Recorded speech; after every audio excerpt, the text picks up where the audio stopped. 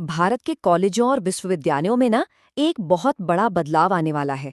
University grants commission, जिसे हम UGC कहते हैं, उसने जाति के आधार पर होने वाले भेदभाव को जड़ से खत्म करने के लिए कुछ कह सकते हैं बहुत ही सख्त नए नियम बनाए हैं। तो चलिए आज समझते हैं कि ये नियम आखिर हैं क्या और इनका असल मतलब क्या है। जरा इस नंबर पर गौर कीजिए, 75%। आईआईटी दिल्ली की एक स्टडी बताती है कि वंचित समुदायों से आने वाले हर 4 में से 3 छात्रों को कैंपस में किसी न किसी तरह के भेदभाव का सामना करना पड़ता है। सोचिए, ये सिर्फ एक आंकड़ा नहीं है, ये हजारों छात्रों की रोज की जीती जागती सच्चाई है। तो जाहिर है, सवाल यही उठता है कि इतनी गहरी और पुरानी समस्या को हल करने के लिए आखिर किया क्या जा रहा है। बस इसी सवाल के जवाब में यूजीसी ने अपने ये नए और काफी कड़े नियम पेश किए हैं, जिनकी बात हम आज करने वाले हैं। ठीक है, तो आज हम क्या क्या देखने वाले हैं। सबसे पहले, कैंपस में जाति का सच क्या है। फिर यूजीसी का ये नया नियम 2026 क्या कहता है, इसके खास प्रावधान क्या हैं, ये इतने जरूरी क्यों हैं, और आखिर में आगे की राह क्या होगी। चलिए शुरू करते हैं।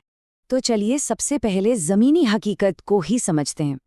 देखिए, जब हम कैंपस में जाति को लेकर भेदभाव की बात करते हैं ना, तो इसका असर सिर्फ पढ़ाई लिखाई या नंबरों पर नहीं पड़ता। इसका असर बहुत गहरा होता है, साइकोलॉजिकल लेवल पर होता है। ये भेदभाव छात्रों की मेंटल हेल्थ पर बहुत बुरा असर डालता है। कई बार तो उन्हें पढ़ाई बीच में ही छोड़ने पर मजबूर कर देता है। और सबसे बड़ी दिक्कत ये है कि अक्सर शिकायत करने पर भी उन्हें कोई मदद नहीं मिल पाती। ये एक तरह से हमारे संविधान में जो समानता और सम्मान का अधिकार दिया गया है, उसका सीधा सीधा उल्लंघन है। और ये कोई नई बात नहीं है। 2007 में आई थोरात कमेटी ने भी इस पर रोशनी डाली थी। उन्होंने अपनी रिपोर्ट में बताया था कि कैसे हॉस्टल, कैंटीन, यहाँ तक कि स्पोर्ट्स में भी भेदभाव होता है, जिससे हाशिए के समुदायों से आए छात्र बिल्कुल अलग थलग पड़ जाते हैं। मतलब हमारे बड़े बड़े संस्थानों में ही एक तरह की दीवारें खड़ी हो जाती हैं। तो इसी गंभीर समस्या से निपटने के लिए यूनिवर्सिटी ग्रांट्स कमीशन यानी यूजीसी ने 2026 के लिए ये नए और काफी सख्त नियम तैयार किए हैं। आइए अब इन नियमों पर एक नजर डालते हैं। और यहाँ जो सबसे बड़ा, सबसे बुनियादी बदलाव है वो समझिए।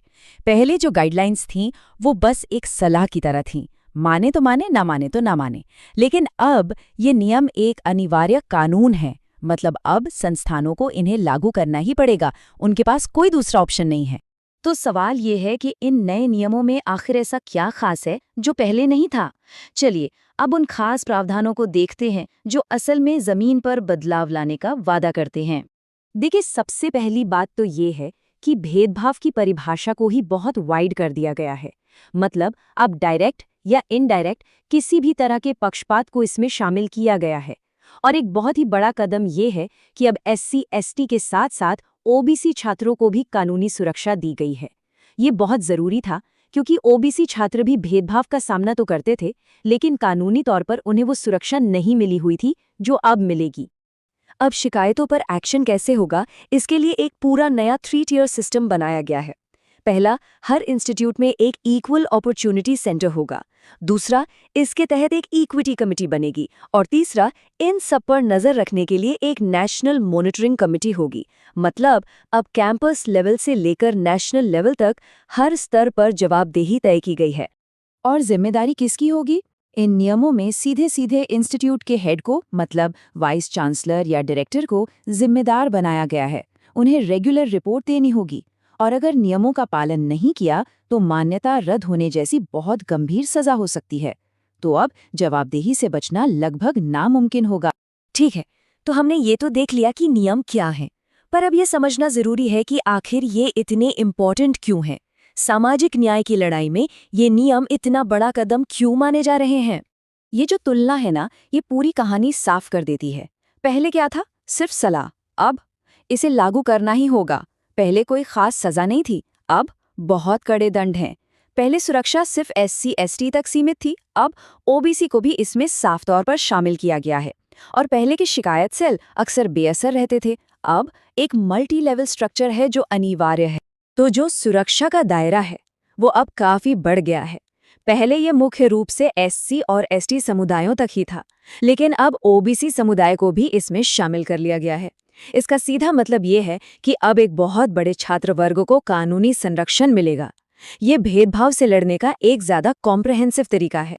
और जैसा मैंने पहले कहा, इन नियमों ने इस पूरे एंटी डिस्क्रिमिनेशन फ्रेमवर्क को कह सकते हैं कानूनी ताकत दे दी है।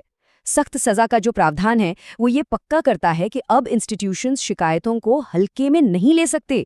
अगर वो एक्शन लेने में फेल होते हैं तो उन्हें इसके गंभीर परिणाम भुगतने होंगे।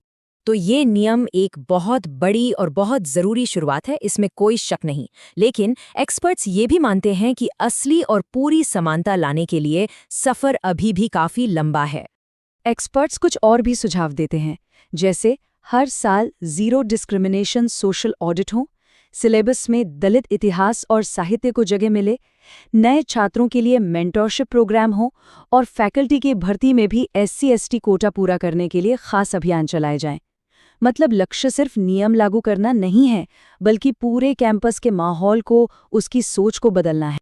आखिर में बात बस इतनी सी है कि लक्ष्य सिर्फ नियम बदलना नहीं है, बल्कि हमारे शिक्षण संस्थानों की पूरी सोच, पूरे कल्चर को बदलना है। हमें सिर्फ राइट टू एजुकेशन यानी शिक्षा के अधिकार पर नहीं रुकना है, बल्कि राइट टू इक्वल एजुकेशन यानी समान शिक्षा के अधिकार की तरफ बढ़ना होगा। और ये सफ़र भले ही लंबा हो, लेकिन ये नए नियम उस सफ़र में यकीनन एक बहुत मजबूत और एक बहुत ही निर्णायक कदम है।